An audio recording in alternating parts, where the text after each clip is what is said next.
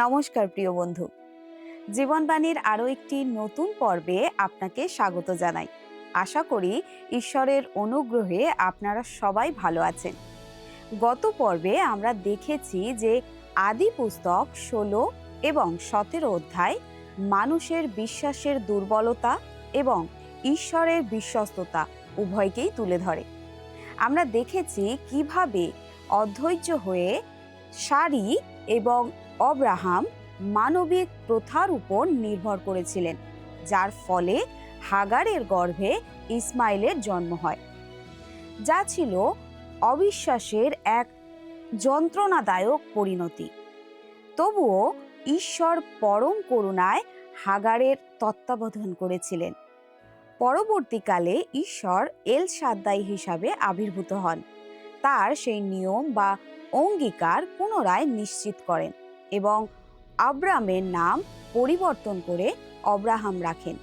তিনি স্পষ্ট করে দেন যে ইসমাইল নয়, বরং ইসাহাকই হলেন প্রতিশ্রুত পুত্র, যা আমাদের শেখায় যে ঈশ্বরের উদ্দেশ্য মানুষের প্রচেষ্টায় নয়, বরং তার অনুগ্রহেই পূর্ণ হয়।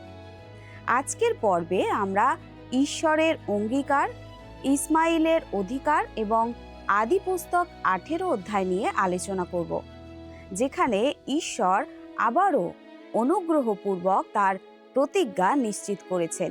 তাহলে চলুন আজকের পাঠ শুরু করা যাক।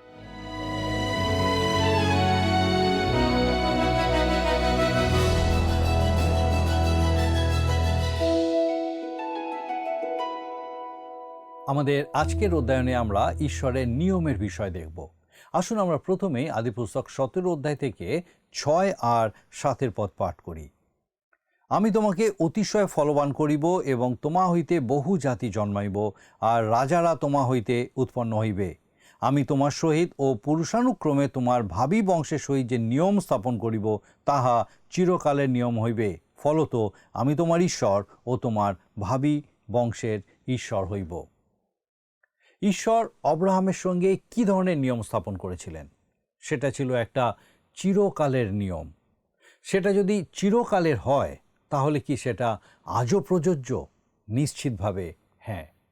ঈশ্বর আপনার আর আমার কাছে এই প্রতিশ্রুতি দিয়েছেন যে আমরা যদি খ্রিস্টে বিশ্বাস করি, তাহলে আমরা অনন্ত জীবন লাভ করব। আর ঈশ্বর আমাদের সঙ্গে এই নিয়মই স্থাপন করেছেন।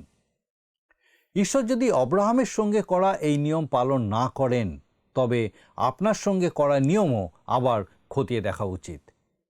কিন্তু আমি আপনাকে একটি সংবাদ দিই, তিনি আপনার নিয়ম পালন করবেন, আর অব্রাহামের সঙ্গে করা নিয়মটিও অবশ্যই পালন করবেন। আসুন আমরা এর পরের পদটা পাঠ করি, 8 পদ। আর তুমি এই যে কনান দেশে প্রবাস করিতেছ, ইহার সমুদয় আমি তোমাকে ও তোমার ভাবি বংশকে চিরস্থায়ী অধিকারার্থে দিব, আর আমি তাহাদের ঈশ্বর হইব। ঈশ্বর কি করবেন সেটা তিনি অব্রাহামকে বললেন। ঈশ্বর বললেন, করিব, আমি তোমাকে অতিশয় ফলবান করিব এবং তোমা হইতে বহু জাতি জন্মাইব। আমি তোমার সহিত ও পুরুষানুক্রমে তোমার ভাবি বংশের সহিত যে নিয়ম স্থাপন করিব, আর তুমি এই যে কনান দেশে প্রবাস করিতেছ, ইহার সমুদয় আমি তোমাকে ও তোমার ভাবি বংশকে চিরস্থায়ী অধিকারার্থে দিব। ঈশ্বর এই লোকদের সাথে যে নিয়ম করেছিলেন, সেটা ছিল চিরকালের নিয়ম, আর সেই কারণে সেটাকে সহজে ভেঙে ফেলা যায় না, আর সেটা শেষও হয়ে যায় না। ঈশ্বর তাদেরকে সেই দেশটিকে 99 বছরের জন্য ইজারা দেননি, ঈশ্বর সেটা তাদের চিরস্থায়ী অধিকারার্থে দিয়েছেন। ইব্রিয় জাতি 3 বার সেই দেশে এসেছিল, আর দেশটি তাদেরই, কিন্তু গুরুত্বপূর্ণ বিষয় হলো যে কয়েকটা শর্তে তারা এটা অধিকার করতে পারবে। প্রথমত, ঈশ্বর তাদেরকে মিশর দেশে প্রেরণ করেছিলেন, আর সেখানে তারা ছিন্ন বিচ্ছিন্ন হয়েছিল। সেখানে তারা 70 জনের একটা পরিবার রূপে যাত্রা করেছিল, আর কমপক্ষে 15 লক্ষ মানুষের একটা জাতি রূপে সেখান থেকে বেরিয়ে এসেছিল। তারপরে তাদেরকে দেশ ছাড়া করে বাবিলীয় বন্দিত্বে নিয়ে যাওয়া হয়েছিল, কারণ তারা বিজাতীয় দেবদেবীর আরাধনা করা শুরু করেছিল, আর তারা ঈশ্বরের সাক্ষ্য বহন করা বন্ধ করে দিয়েছিল।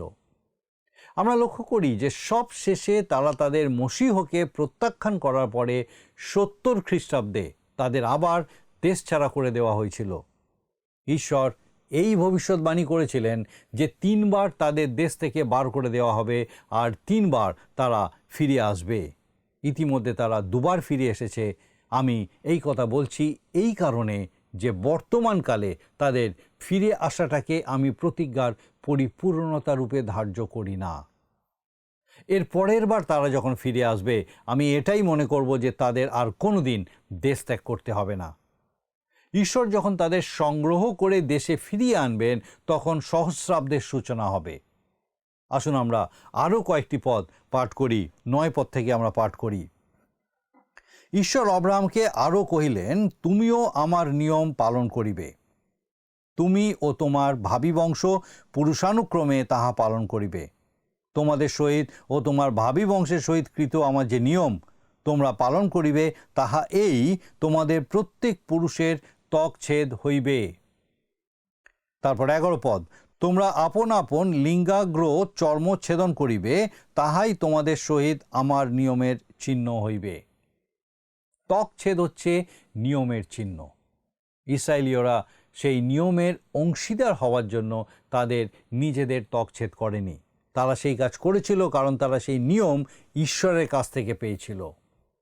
ত্বকছেদ সেই একই স্থান অধিকার করেছিল যে স্থানটি আজ বিশ্বাসী জীবনে সৎকর্ম অধিকার করে আছে।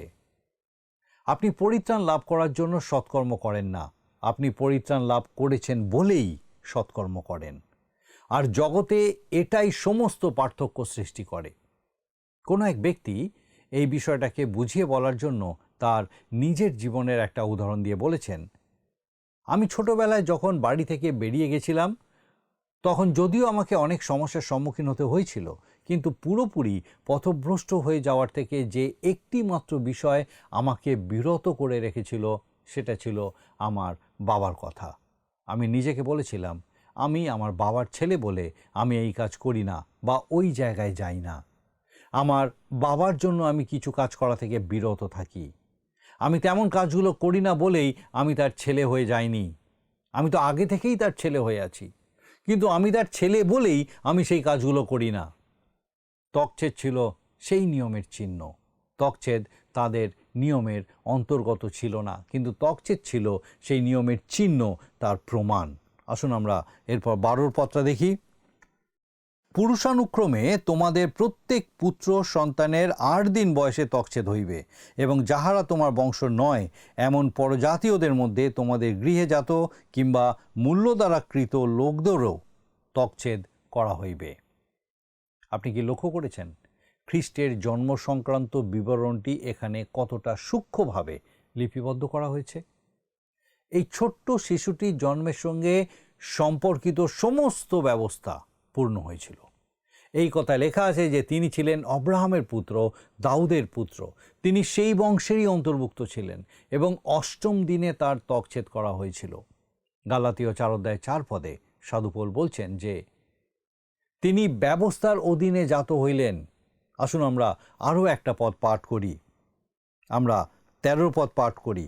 তোমরা গৃহজাত কিংবা মূল্য দ্বারা কৃত লোকের ত্বকছেদ অবশ্য কর্তব্য, আর তোমাদের মাংসে বিদ্যমান আমার নিয়ম চিরকালের নিয়ম হইবে। আবার বলি, ত্বকছেদ হচ্ছে নিয়মের চিহ্ন। তারা নিয়মের মধ্যে আসার জন্য এটা করেনি। ঈশ্বর ইতিমধ্যেই তাদের সঙ্গে নিয়ম স্থাপন করে নিয়েছিলেন। আমি বিশ্বাস করি আপনি এটা বুঝতে পারছেন, কারণ এটা খুব গুরুত্বপূর্ণ। আজকের দিনের জন্যও এই কথা সত্য। অনেক মানুষ মনে করে যে তারা যদি কোনো মণ্ডলীর সদস্য হয় বা বাপ্তিস্ম গ্রহণ করে তাহলে তারা পরিত্রাণ লাভ করবে। না, আপনি পরিত্রাণ লাভ করার জন্য এই সমস্ত কাজগুলো করেন না। আপনি যদি পরিত্রাণ পেয়ে থাকেন তাহলে এই দুটো কাজই আপনি করবেন। আপনি একটা মণ্ডলীর সদস্য হবেন আর আপনি বাপ্তিস্ম নেবেন, কিন্তু পরিত্রাণ পাওয়ার জন্য আপনি সেগুলি করবেন না। আসুন এরপরে আমরা দেখি 14 পদে লেখা আছে, কিন্তু যাহার লিঙ্গাগ্র চর্ম ছেদন না হইবে এমন অছিন্নতক পুরুষ আপন লোকদের মধ্য হইতে উচ্ছিন্ন হইবে, সে আমার নিয়ম ভঙ্গ করিয়াছে। যারা এই নিয়মের অবাধ্য হয়েছিল বাস্তবে তারা এই নিয়মের বিরুদ্ধে যায়নি। এই প্রসঙ্গে আমাদের মনে রাখতে হবে যে মিশর দেশ থেকে বেরিয়ে আসার সময় কার্যত সমগ্র জাতি অবাধ্য হয়েছিল। ওই অবাধ্যতার অর্থ শুধু এইটুকু ছিল যে সংশ্লিষ্ট ব্যক্তিকে বিচ্ছিন্ন করে দেওয়া হবে। তবে জাতির ক্ষেত্রে বলতে গেলে কোনো ব্যক্তি বা কোনো গোষ্ঠী অব্রাহাম ও তার পরবর্তী বংশধরদের সঙ্গে ঈশ্বর যে নিয়ম করেছিলেন সেটা ধ্বংস করতে পারত না। এটা হচ্ছে একটা চিরকালের নিয়ম। যে ব্যক্তি এই নিয়ম ভঙ্গ করত তাকে বিচ্ছিন্ন করে দেওয়া হতো, আর নিয়ম স্থিরই থাকতো। আর এটাই এর বিষয় ছিল। আমরা এর পরে আরও কয়েকটা পদ পাঠ করি, আমরা 15 পদ থেকে পাঠ করি। আর ঈশ্বর অব্রাহামকে কহিলেন, তুমি তোমার স্ত্রী সারিকে আর সারি বলিয়া ডাকিও না, তাহার নাম সারা রানী হইল। তার নাম আগে সারি ছিল, আর এখন সেটা বদলে সারা করা হলো।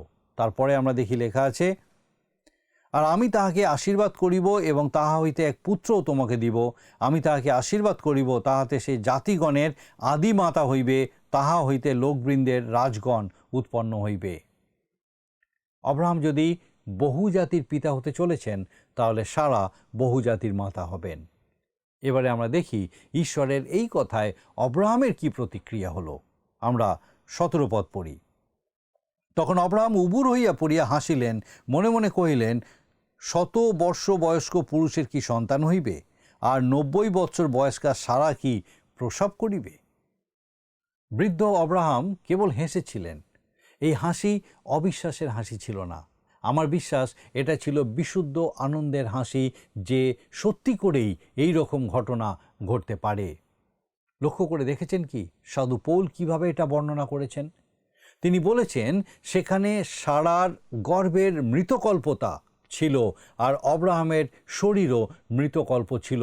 যেমন লিখিত আছে, আমি তোমাকে বহু জাতির পিতা করিলাম।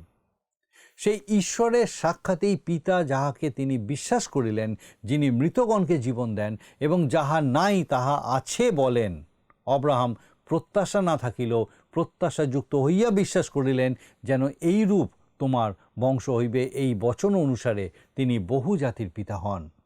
আর বিশ্বাসে দুর্বল না হইয়া তাহার বয়স প্রায় 100 বছর হইলেও তিনি আপনার মৃতকল্প শরীর এবং সারার গর্ভের মৃতকল্পতাও টের পাইলেন বটে। তথাপি ঈশ্বরের প্রতিজ্ঞার প্রতি লক্ষ্য করিয়া অবিশ্বাসবশত সন্দেহ করিলেন না, কিন্তু বিশ্বাসে বলবান হইলেন, ঈশ্বরের গৌরব করিলেন এবং নিশ্চয়ই জানিলেন ঈশ্বর যাহা প্রতিজ্ঞা করিয়াছেন তাহা সফল করিতে সমর্থও আছেন। আর এই কারণ তাহার পক্ষে উহা ধার্মিকতা বলিয়া গণিত হইল। রোমীয় 4:17 থেকে 22 পদ। অব্রাহাম ঈশ্বরে বিশ্বাস করেছিলেন, আর তিনি ঈশ্বরের বিষয় ও ধার্মিকতায় সম্পূর্ণরূপে অভিভূত হয়ে পড়েছিলেন। কিন্তু তারপরেই হঠাৎ করে হৃৎপিণ্ডে একটা তীর বেঁধার মতো অব্রাহামের মনে একটা চিন্তা আসে। তিনি নিজের একটি ছোট ছেলের কথা চিন্তা করলেন, ইসমাইল নামের সেই বালকটির কথা। তিনি ঈশ্বরকে কি বললেন আসুন আমরা লক্ষ্য করি। লেখা আছে, পরে অব্রাহাম ঈশ্বরকে বলিলেন, ইসমাইলই তোমার গোচরে বাঁচিয়া থাকুক।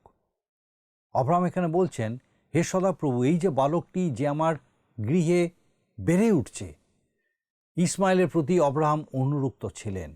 এর কিছুদিন পরে যখন অব্রাহাম তাকে ঘর ছাড়া করবেন, তখন তার বয়স 14 বছর হবে। সে অব্রাহামের পুত্র ছিল, আর অব্রাহাম তার পুত্রকে প্রেম করতেন। তাকে পরিত্যাগ করা তার পক্ষে খুবই মর্মান্তিক বিষয় ছিল। অব্রাহাম পাপ করেছিলেন বলে শুরু থেকেই দেশে অনেক সমস্যা দেখা দিয়েছিল। এই কথা বলবেন না যে পাপ একটা ক্ষুদ্র বিষয়, কিংবা পাপ এমন একটা কাজ যা করে পার পাওয়া যায়। তোমরা ভ্রান্ত হইও না, ঈশ্বরকে পরিহাস করা যায় না। কেননা মনুষ্য যাহা কিছু বনে তাহাই কাটিবে। গালাতীয় 6:7 পদ। কোনো মানুষ যা বনে তার অনুরূপ কিছু কাটে না, সে যা বনে ঠিক তাই কাটে। আর এই ব্যক্তি অব্রাহাম নিশ্চিতভাবে যা বুনেছেন সেটাই কেটেছেন। ইসমাইলই তোমার গোচরে বাঁচিয়া থাকুক। অব্রাহামের এই মন্তব্যের উত্তরে ঈশ্বর কি বলেছিলেন আসুন আমরা সেটা দেখি। লেখা আছে 19 পদ, তখন ঈশ্বর কহিলেন, তোমার স্ত্রী সারা অবশ্য তোমার নিমিত্তে পুত্র প্রসব করিবে, এবং তুমি তাহার নাম ইসাহাক হাস্য রাখিবে, আর আমি তাহার সহিত আমার নিয়ম স্থাপন করিব। তাহা তাহার ভাবী বংশের পক্ষে চিরস্থায়ী নিয়ম হইবে। অন্যভাবে বললে ঈশ্বর এই কথাই বলেছেন, না, আমি ইসমাইলকে গ্রহণ করব না, তাকে জন্ম দেওয়া ঠিক কাজ হয়নি। কখনোই এই কথা মনে করবেন না যে বাইবেলে লেখা আছে বলে ঈশ্বর বহু বিবাহ অনুমোদন করেন।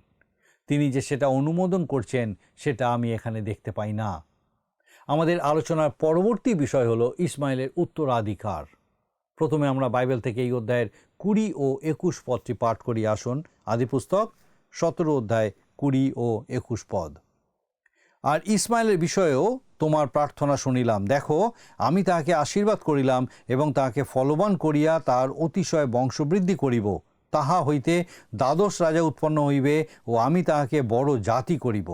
কিন্তু আগামী বৎসরের এই ঋতুতে সারা তোমার নিমিত্তে যাহাকে প্রসব করিবে, সেই ইসাহাকের সহিত আমি আপন নিয়ম স্থাপন করিব। ঈশ্বর যে প্রতিজ্ঞা করেন সেটা রক্ষা করেন। এই বিষয়ে ঈশ্বরকে মোটেই নিবৃত্ত বা বিলম্বিত করা যায় না। তিনি যা করবেন বলে প্রতিজ্ঞা করেন, ঠিক সেই কাজটাই তিনি করেন।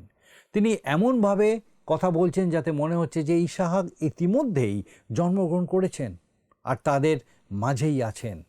যা এখনও নেই এবং যা আগামী বছরই ঘটবে সেগুলোও যেন এখনই আছে, তিনি এইভাবেই উল্লেখ করছেন।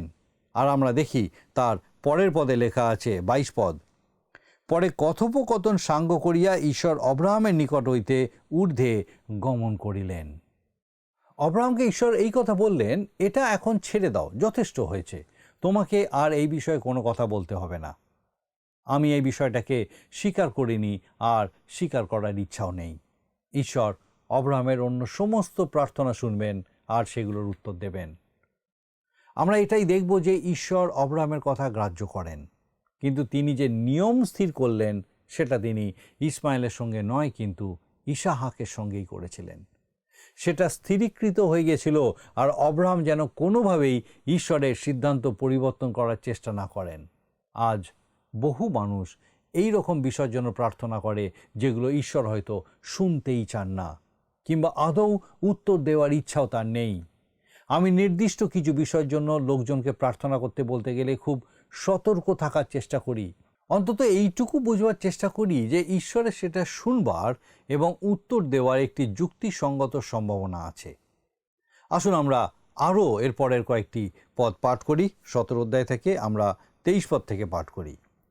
পরে অব্রাহাম আপন পুত্র ইসমাইলকে ও আপন গৃহজাত ও মূল্য দ্বারা কৃত সকল লোককে, অব্রাহামের গৃহে যত পুরুষ ছিল সেই সকলকে লইয়া ঈশ্বরের আজ্ঞানুসারে সেই দিনে তাহাদের লিঙ্গাগ্র চর্ম ছেদন করিলেন। অব্রাহামের লিঙ্গাগ্রের ত্বকছেদনকালে তাহার বয়স 99 বৎসর, আর তাহার পুত্র ইসমাইলের লিঙ্গাগ্রের ত্বকছেদনকালে তাহার বয়স 13 বৎসর।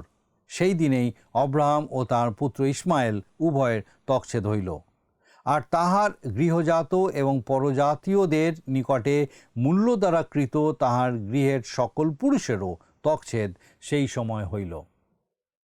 অব্রাহামের সঙ্গে ঈশ্বর যে নিয়ম স্থাপন করেছিলেন, ত্বকছেদ তার চিহ্ন ছিল। কেউ হয়তো প্রশ্ন করবেন, এর মধ্যে ইসমাইলকে কেন অন্তর্ভুক্ত করা হয়েছিল? ঈশ্বর কি এই প্রতিশ্রুতি দেননি যে ইসমাইলের থেকেও এই বড় জাতি উৎপন্ন হবে? সেই অর্থে সে এর মধ্যে অন্তর্ভুক্ত হলেও শুরুতে ঈশ্বর অব্রাহামকে যার প্রতিশ্রুতি দিয়েছিলেন সে সেই ব্যক্তি নয়। সে সেই জাতির পিতা হবে না যাকে ঈশ্বর ব্যবহার করবেন এবং যে জাতির মাধ্যমে মসিহের আগমন হবে। আসুন আমরা এখন আদিপুস্তক 18 অধ্যায়ে প্রবেশ করব। আমরা দুটি বিষয় এখানে দেখতে পাব। প্রথমত আমরা দেখব যে ঈশ্বর তার প্রতিজ্ঞা পুনর্নিশ্চিত করছেন, আর দ্বিতীয়ত তিনি সদম ও গমোরা ধ্বংস করার ঘোষণা করছেন। আপনি নতুন নিয়ম পাঠ করা না আরম্ভ করা পর্যন্ত বুঝতে পারবেন না কেন আদিপুস্তক 18 ও 19 অধ্যায় বাইবেলের অন্তর্ভুক্ত করা হয়েছে। এই দুটি অধ্যায়কে অব্রাহামের কাহিনী থেকে বিচ্ছিন্ন বলে মনে করা হয়। এখানে সদম ও গমোরা ধ্বংস হওয়ার কথা লেখা আছে। 18 অধ্যায় হচ্ছে একটি লম্বা অধ্যায়, যেখানে আমরা দেখি যে ঈশ্বর অব্রাহামকে সদম ও গমরার বিচারের বিষয় ব্যক্ত করছেন, আর অব্রাহাম এই নগরগুলির জন্য বিনতি করছেন। আমার বিশ্বাস এটা হচ্ছে ঈশ্বরের সঙ্গে সহভাগিতায় থাকা আশীর্বাদযুক্ত খ্রিস্টীয় জীবনের একটি উদাহরণ। কিন্তু 19 অধ্যায়, যেখানে সদম ও গমরার সঙ্গে লোটকে দেখতে পাওয়া যায়, সেখানকার জন্য যে সিদ্ধান্ত নেওয়া হয়েছিল তার জন্য সেটাকে আমি ধ্বংসপ্রাপ্ত জীবন বলি। দুর্ভাগ্যবশত খ্রিস্ট বিশ্বাসীদের মধ্যে দুই ধরনের মানুষই লক্ষ্য করা যায়, যারা আশীর্বাদযুক্ত জীবনযাপন করছে এবং যারা ধ্বংসপ্রাপ্ত জীবনযাপন করছে। এমন লোক আছে যারা সত্যিই তাদের জীবনের সম্পূর্ণ সর্বনাশ করে ফেলেছে, তারা সম্পূর্ণভাবে ঈশ্বরের ইচ্ছার বাইরে চলে গেছে।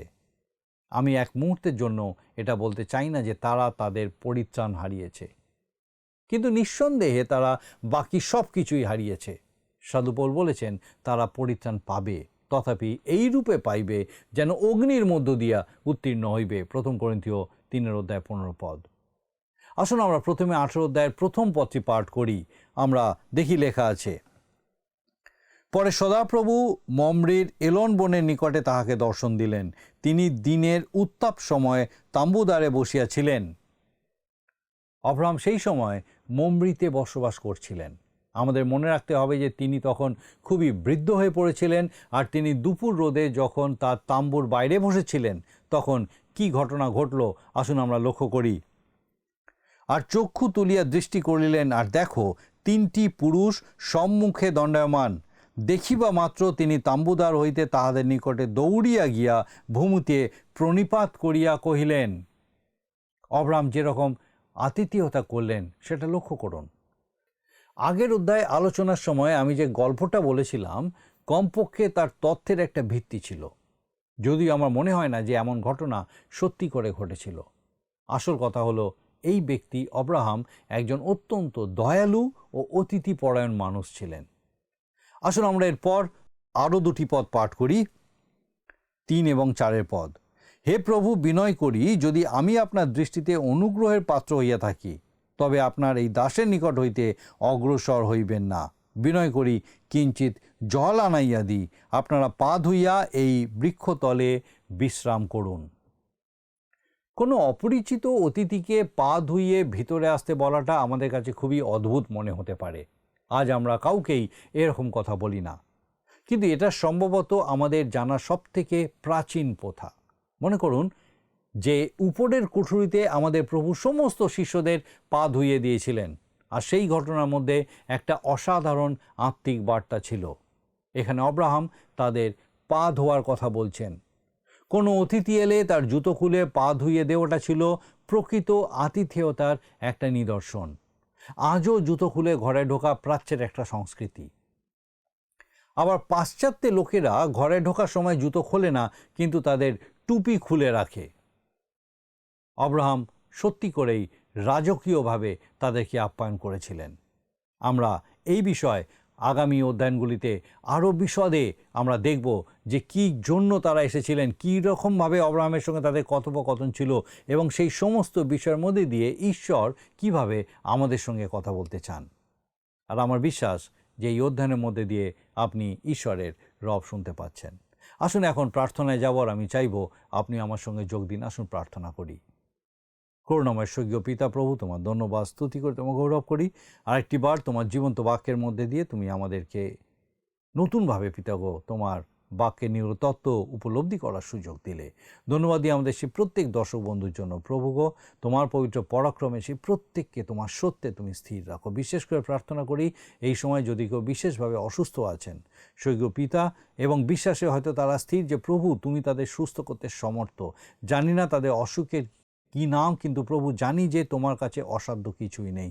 প্রার্থনা করি তোমার অনুগ্রহের হাত সেই প্রত্যেক অসুস্থ শরীরকে তুমি স্পর্শ করো, এবং সেই প্রত্যেকে যেন পিতাগো তোমার এই হাতে স্পর্শে তোমার আরোগ্যতা লাভ করে তোমার গৌরব করতে পারে।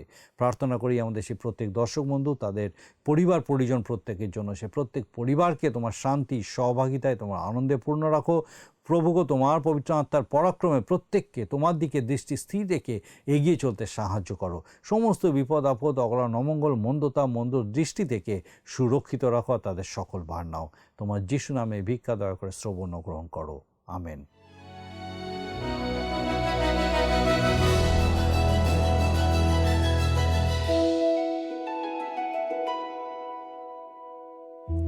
প্রিয় বন্ধু, আশা করি আজকের পর্ব আপনার মনে গভীর রেখাপাত করেছে। আমরা শিখলাম যে ঈশ্বরের অঙ্গীকার মানুষের চেষ্টার উপর নয়, বরং তার নিজের বিশ্বস্ততার উপর নির্ভরশীল। ঈশ্বর স্পষ্ট করেছেন যে তার প্রতিজ্ঞা ইসমাইলের মাধ্যমে নয়, বরং প্রতিশ্রুত পুত্র ইসাহাকের মাধ্যমেই পূর্ণ হবে। আদি পুস্তক 18 অধ্যায়ে আমরা ঈশ্বরের সঙ্গে নিবিড় সখ্যতা ও বাধ্যতার এক সুন্দর চিত্র দেখেছি। আগামী পর্বে আমরা 19 অধ্যায় নিয়ে আলোচনা করব, যেখানে সদম ও গমোরা নগরের বিনাশ এবং লোটের কাহিনী বর্ণিত আছে।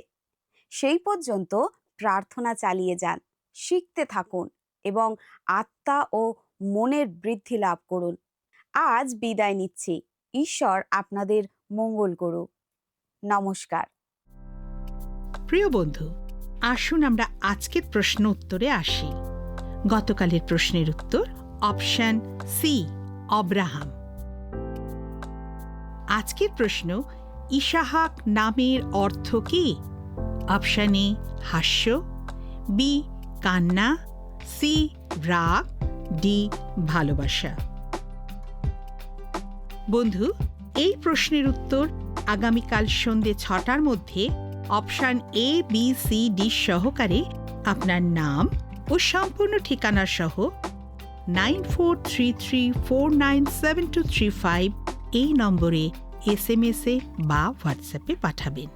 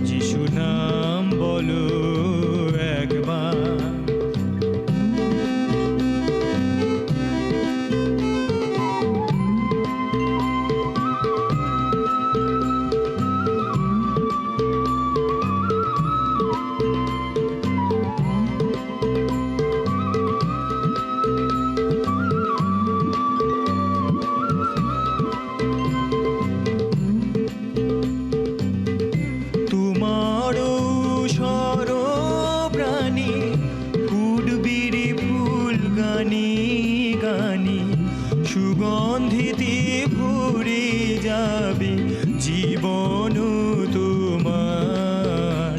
যিশু নাম বলো একবার, যিশু নাম বলো একবার।